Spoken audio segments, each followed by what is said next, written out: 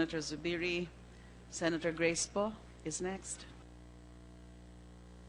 Thank you, Madam Chair. Magandang hapon po sa inyong lahat. Maraming salamat muli sa inyong pagdalo ngayon para maliwanagan ang ating mga tanong. Alam niyo po, sa kahit na anong laban, dapat kilala natin ang ating mga kaaway. Sigurado ako sa inyong mga intelihensya, meron na kayo talagang mga pangalan ng mga dapat hanapin. Nais ko lamang itanong, kung ito bang mga pangalan na ito, lalong-lalo na kung malakas ang ebidensya at kailangan puntahan, ito ba'y nakapaskil ang kanilang mga litrato o ito ba'y naka-upload sa anumang website ng PNP o ng gobyerno para makatulong rin ang ating mga ordinaryong mamamayan at makilala sila para maiwasan sila? Sa ngayon, Your Honor, kung wala pa silang warrant of arrest, hindi pa po namin sila pwedeng i-publish yung kanilang mga mukha. We might be violating the law kung ipapublish natin. Pero kami po sa intelligence, meron na po kami mga mukha ng ibang personalities na yan. Ito naman po, kasi marami rin naman mga pronouncements ang mga kasama natin sa gobyerno kahit wala pa namang mga lehitimong kaso o warrant. Sinasabi na rin ang pangalan nila at mga mukha nila ay nakikita na natin sa dyaryo. Maaari sigurong kung hindi man banggitin officially na sila ay may kaso pa o talagang guilty na, siguro pwedeng sa law enforcement ninyo sa baba, lahat po sila ay may kopya naman yan ng mga hinahanap ninyo. Lahat po ba ng mga police precincts merong mga kopya niyan ng mga hinahanap ninyo? Meron ba kayong top 100 or top 200 na mga hinahanap sa ating bansa ngayon?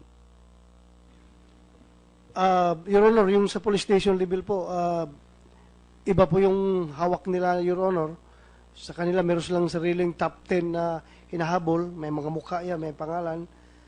Sa provincial level, meron ding iba. So, up the line po, Your Honor, meron po kayong mga mukha. Pero yung top 10 na yon, yan ba yung may mga warrant or not necessarily? May warrant, Your Honor. Hindi May po namin warrant. pwedeng ilagay sa wanted list kung walang warrant of arrest. So, dun lang sa intelligence ninyo, ang may kopya nung mga wala pa naman warrant, pero merong basis for questioning. Yes, Your Honor. Okay, para maliwanagan lang yan. Tapos, kasi nabanggit din na ang Pilipinas ay kasama sa global drug trade. Hindi ba mismo ang ating Pangulo sinabi rin na marami nga sa mga big time, wala na dito sa ating bansa, nasa ibang bansa, o kaya galing sa ibang bansa. So, meron po ba kayong pakikipagtulungan o ugnayan sa intelihensya halimbawa ng China para matukoy kung sino-sino itong mga ito na naririto sa Pilipinas o may kaugnayan sa Pilipinas? Yes, Your Honor. So meron kayong pakikipagtulungan. Yes, sir. Sila po ba ay maayos naman na nakikitungo sa atin tungkol dito? They're expressing their desire to help us. But I cannot readily say na to what extent yung kanilang pwede ibigay. Kasi hindi po natin hawak yung utak na, Your Honor. At sa tingin niyo ba pinoprotektahan rin nila ang kanilang mga mamamayan at ayaw din nilang masyadong tulungan tayo? At sa ngayon, Your Honor, very aggressive po sila sa kanilang pag-offer ng services sa atin. Every now and then, tumatawag sa atin at ikipag-meeting. Meron bang Chinese triad dito na nag-ooperate sa droga?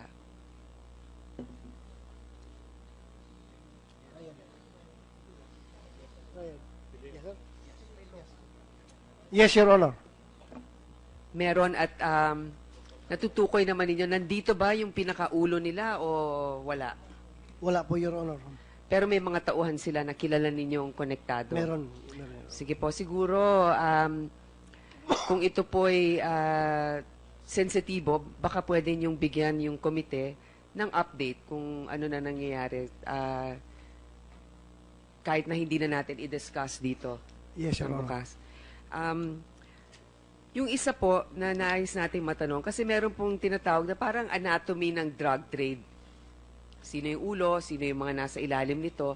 doon natin natutukoy ang iba't ibang mga kasangkot dito. Pero ganun din sa ating mga kapulisan, meron pong order of battle. So, syempre kayo po, katulad niya, nandito kayo ngayon, ang dami ninyong trabaho, ang dami ninyong kinakausap, ang dami ninyong awards. Meron bang nakatukoy na pinuno sa bawat rehiyon na point person ninyo dito sa laban sa droga? Sinong in charge ng, halimbawa, sa Luzon, sa Visayas at sa Mindanao, na kinakausap nyong direkta na may responsibilidad pag hindi bumaba ang insidente ng droga sa lugar nila? We use our chain of command, Your Honor. At the regions, yung mga regional director, at the provinces, yung mga provincial director, city director, chiefs of police, we use our chain of command. So yun din ang inyo, walang specific na appointed mula sa inyo para lamang sa droga. Talagang chain of command. Yes, Your Honor, we use our organizational structure at sila po ang nananagot doon sa kanilang lugar. Kaya po, tatanggalin natin sila kung mahina yung kampanya nila sa droga. After 3 months, tatanggalin po natin sila, Your Honor. Salamat po para mas malinawan. Alam niyo po, nung dati akong namuno ng Committee on Public Order, ang isa sa nabahala ako ay ang pagkakaalam na ang bawat presinto ay merong maintenance and other operating expenses na nung panahon nung isang 16th Congress, 1,000 per police officer lamang.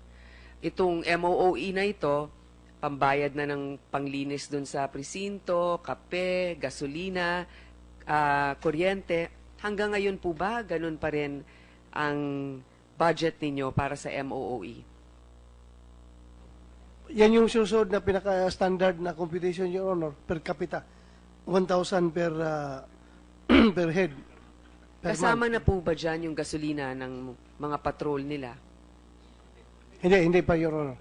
So Separate merong po. separate. Magkano yung allotment para dito? Hindi ko po dala-dala ngayon yung Siguro, request, Your Honor. tama po kasi para pag nag-deliberate kami ng budget, gaya nga ng sinabi ni Senator Recto, ay matignan natin kung reasonable. Kaya ako naman natanong yan.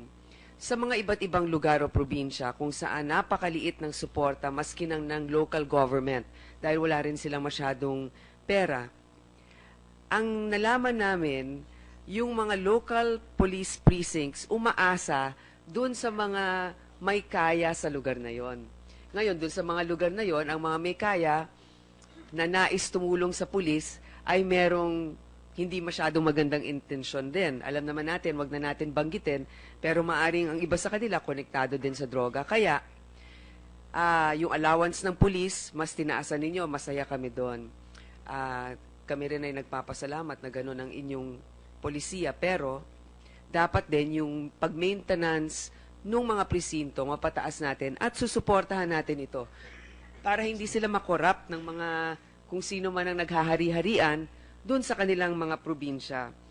Ang isa pang nais kong tanungin kasi, alam ko si Chief Luterio ay very capable. Ngayon, nung nag-usap tayo noon, nung huling meeting natin, nabanggit po ninyo na nababahala kayo na hindi pulis ang mamuno ng intelligence affairs ngayon sapagkat ng internal affairs ngayon sapagkat napakamaselan at delikado ang inyong mga operasyon. At sabi ko naman, ay kaya na ninyong protektahan yan. Kung kinakailangan, naisip ko nga, baka dapat kunin din ninyong tulong ng military kung papayagan yan para magkaroon ng mas balanse. Ito lang po kasi na naisip ko, hindi ko natanong sa inyo noon. Sabi nyo kasi ngayon marami kayong ginagawa pa. At siguro pag natapos na ninyo yung kampanya at saka ninyo papalitan at gawing sibilyan. At narinig ko rin po at ako'y masaya na nakapagsumiti na kayo sa Pangulo ng mga pangalan ng mga sibilyan na pwedeng mamuno ng IAS. Ito ngayon ang aking nais itanong. Sa operasyon ninyo ngayon, na nais ninyong makuha ang inyong layunin na mabawasan ang problema ng droga in 6 months, mas kailangan po kasi natin ngayon ang sibilyan na nandyan. Kasi pag natapos ng operasyon ninyo, edi mas lalo nang hindi kailangan sapagkat ngayon nga ang maraming controversial na mga katanungan ukol sa mga ibang operasyon ng ating mga kapulisan. Kaya para hindi na rin kayo mapulaan, sa tingin ko mas maganda yon. At si Chief Lutero, pwede naman kasing side by side sila doon eh. Ewan ko kung ano yung struktura ng intelligence. Wala po akong question sa inyong kapabilidad, sir. Ito lang po talaga yung nakasaad. Kaya nga po pinipilit natin na matupad. At alam ko, ang kabaliktaran ninyo dun sa mga nakaraan na nakaupo dyan, kayo ay action-oriented. Kaya umaasa ko na yan ay matutugunan sa lalong madaling panahon. Nais ko rin pong tanungin,